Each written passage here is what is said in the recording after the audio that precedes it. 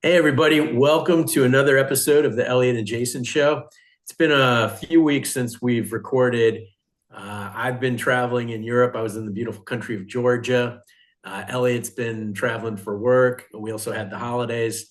So, Elliot and I were talking, and I thought it'd be interesting if we shared our view of what the American dream is supposed to be and whether the American dream is still alive.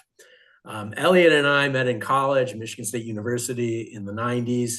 Um, our vision of the American dream may reflect the time period that we grew up in, and maybe it won't.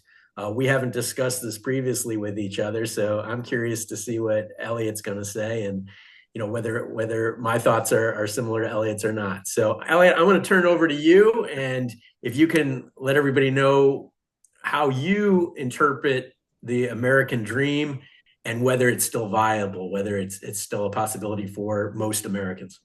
Yeah, so I grew up in Michigan, in Detroit area. I was a '70s kid, grew up in the '70s and '80s, went to high school in the '80s, and I think being an older Gen X of that generation and um, being close to like the boomers that they held a pretty pretty like white fence view of the American dream of like what they wanted, what they wanted to get out of life, and it all came down to, getting a job, getting married, having a house, all those things, having kids, those values were kind of still instilled into my generation of being part of Gen X, and so that's kind of what I was pressured to pursue as a kid growing up in middle class America. My mom was a single mom, but she worked hard and she tried to instill the values of, working hard and getting rewarded for that hard work. So, and that's beyond the kind of the monetary rewards, but looking at, having a family, being happy, being able to do things, pursuing passions, and having the freedom to do that. That's living in America, living in our country. We have a lot of freedoms that sometimes we take for granted. But for me personally, when I was growing up, I had visions of, while I had that pressure from my mom and other older adults at that time, my dream was, as a kid, I wanted to live in the mountains and live in a cabin. So for me, aspects of the American dream didn't cover like being married. I didn't care about being married. I didn't care about having kids. I cared about being in the outdoors, being in the mountains, being able to afford travel, being able to ski and do the things I enjoy doing, pursuing my passions, which of course some of it costs money. So having a job was part of that American dream as well. So that's kind of for me what I have come to vision as the American dream. What about you? I think probably in my situation, I probably had a little bit more traditional view of the American dream. It was more, go to college, buy a house, raise a family, have the white picket fence. And, I think we all tend to try to live out what our vision of a dream life is. For a long time, I did live that life. I'm an attorney, went to college with you at Michigan State, went to law school after. I've been fortunate enough to be able to even obtain more education, get two master's degrees. And I realize that I'm very privileged and I'm grateful for it. But I also am bothered by the fact that that sort of life is just not attainable to most people, in my opinion. Back when I went to school, and when you went to school, college was much more affordable, and so was graduate school. It was expensive, but it wasn't going to put you in debt necessarily for the rest of your life. There was the possibility to go get a really high paying job and work your way up the ladder and buy a house and the house would appreciate. Unfortunately, what we had as opportunities, I really don't think are there for people today, whether you're growing up in a household that's struggling financially, or even if you are growing up in a household where your parents are relatively well off, Hmm. I just don't think those opportunities are going to be there for people going forward. A lot of it's due to technology. AI is going to replace a lot of jobs. A lot of it's due to the price of houses. I mean, even if you graduate a college, a top college, and get a job right out of school, it's hard to make ends meet. It's hard to just pay the bills. It's hard to pay rent. It's hard to qualify to get into an apartment in the first place. So I'm deeply saddened by how much worse we are as a society than we were before. What are your thoughts as far as if the American dream's still alive or not? Oh yeah, I totally agree. I mean, for me, I got my master's in the 90s, graduated from Michigan State with you. And so the cost of living wise and being able to pursue aspects that help to get that American dream was easier. I mean, it was expensive, and I went through the process of um, I did get my dream. Like when I was talking earlier about living in a cabin, living in the mountains, living in the outdoors, I did obtain that dream. I did end up moving to Colorado and bought my house, which was a cabin, one room cabin, and lived there for 17 years in Colorado. And so I feel privileged in that regard, is that I was able to work hard, get the money, save it up, and get that cabin that I was looking for.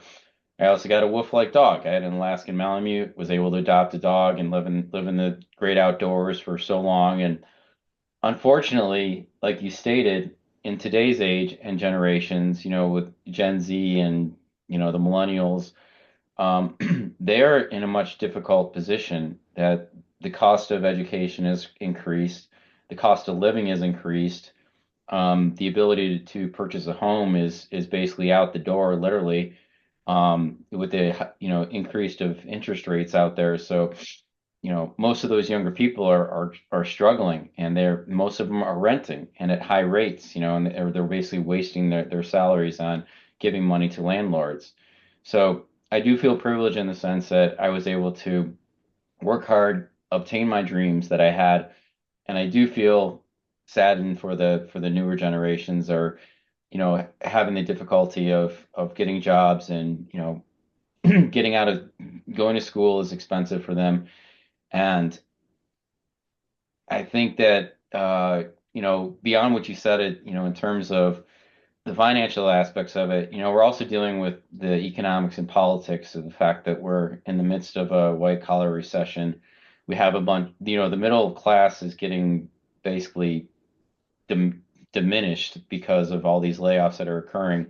So people that are even in our age group that are getting laid off, a lot of them are being forced to go into early retirement. And I don't think that was part of their dream.